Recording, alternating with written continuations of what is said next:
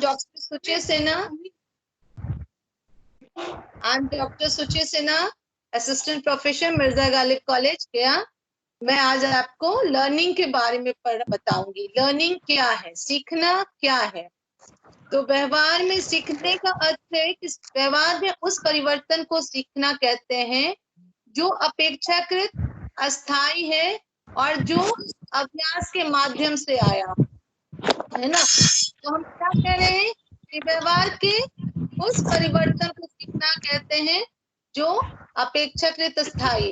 अस्थायी इसलिए है कि जब हम लोग कुछ सीखते हैं, है ना, तो वो परिवर्तन जो होता है सीखने के बाद वो कुछ दिनों तक रहता है।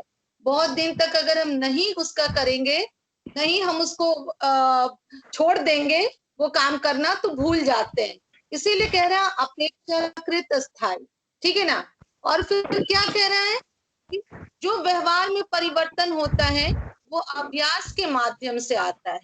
जब भी कोई चीज हम अभ्यास करते हैं, लर्न करते हैं, तभी ना सीखते हैं। और जब सीख जाते हैं तो क्या होता है, व्यवहार में परिवर्तन आ जाता है ना। आवाज जा रही है सब लोग को क्लियरली? ठीक है। जब व्यवहार में परिवर्तन, हम लोग क्या कह रहे हैं कि जब हम लोग लर्न करते हैं या अभ्यास करते हैं तो हमारा व्यवहार में परिवर्तन हो जाता है। तो ये किसके वजह से हुआ? अभ्यास के कारण। अगर आप साइकिल चला रहे हो या टाइपराइटिंग सीख रहे हो तो शुरू में कितनी गलतियां होती है ना गलतियां। लेकिन जैसे जैसे आप प्रैक्टिस करते जाते हो फिर आपका एरर खत्म हो जाता है और आप सही ढंग से टाइपराइटर को हैंडल करना सीख लेते हो। तो ये हमारा जो परिवर्तन आया, जो पहले बहुत गलतियां होती थी अब वो गलतियां खत्म हो गया और हम अच्छे से टाइप कर रहे हैं। तो ये जो परिवर्तन हुआ वो किसके माध्यम से हुआ? अभ्यास के माध्यम से, हाँ, या प्रैक्टिस के चलते। अब कह रहा है कि वो परिवर्तन जो अपेक्षाकृत स्थायी है। अगर आप टाइपराइटर सीखे हो और बहुत दिनों तक आप उसका यूज नहीं करिएगा तो क्या होगा, आप भूल जाइएगा। तो इसीलिए कह रहा है कि अपेक्षाकृत अस्थायी मतलब कंपैरेटिवली परमानेंट चेंज है। कंपैरेटिवली, नॉट एकदम परमानेंट। तो कंपैरेटिवली इसलिए कह रहे हैं कि अगर आप लगातार तो कुछ चीज सीख ली और फिर छोड़ दिए उसको करना तो आप धीरे धीरे भूल जाइएगा, है ना।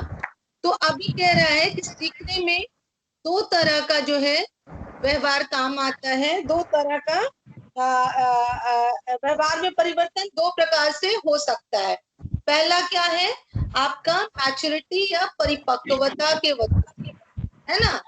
आप एक छोटा बच्चा जो है जो अभी सीखा है और कुछ दिनों के बाद वो चलने लगता है, तो वो जो सीखना उसमें आया, जो पहले गुड़क रहा था वो अब अच्छे से चलने लगा। ये जो परिवर्तन आया वो परिवर्तन कैसे आया?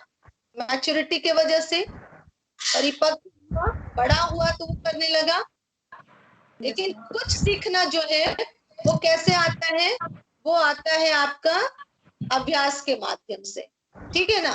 तो हम अगर कोई भी चीज को बार बार कोशिश करेंगे, ट्राई करेंगे, तो हम फिर सीख लेते हैं और जो गलतियां पहले होती थी वो सही हो जाता है और हम फिर व्यवहार अच्छे से करने लगते हैं, ठीक है ना। तो यही हमारा परिभाषा है। आप लोग याद, स्टार्टिंग में हम परिभाषा को बोले थे कि मनोविज्ञान में सीखना व्यवहार के उस परिवर्तन को कहते हैं जो अभ्यास के माध्यम से आता है और जो अपेक्षाकृत स्थायी है और आपको जो वातावरण के साथ समायोजन करने में मदद करता है। हम जब भी कुछ सीखते हैं तो क्या होता है, हमको एनवायरनमेंट के साथ एडजस्टमेंट करने में हेल्प करता है ना। आप कुछ सीखते हो, अगर आप टाइपराइटर सीखे तो आप जॉब करिएगा, आप जॉब करिएगा तो क्या होगा, आप पैसा अर्न करिएगा, एक अच्छा बच्चों को पढ़ाई शिक्षा दीजिएगा, है ना। तो वही कह रहे हैं कि आपको जो लर्निंग है वो आपको इन्वायरमेंट के साथ एडजस्टमेंट करने में मदद करता है, एडजस्ट करने में मदद करता है। अब हाँ, अब देखो परिवर्तन जो है वो दो तरह से परिवर्तन होता है, ठीक है ना।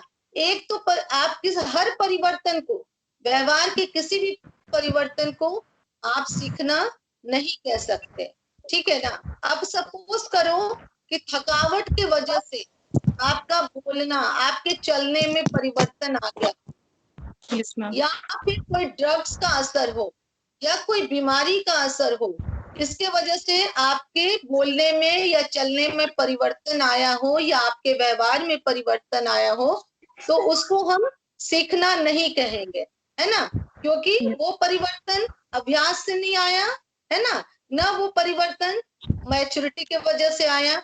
तो ये सीखना हम, इसको हम सीखना नहीं कहेंगे, क्योंकि ये सीखना किसी ड्रग्स के असर की वजह से हुआ है या थकान की वजह से हुआ है। तो इसको हम लोग क्या बोलेंगे, इसको हम लोग लर्निंग नहीं बोलेंगे, ठीक है। अब अभी अभी आप लोग समझ गए होंगे ना, आप लोग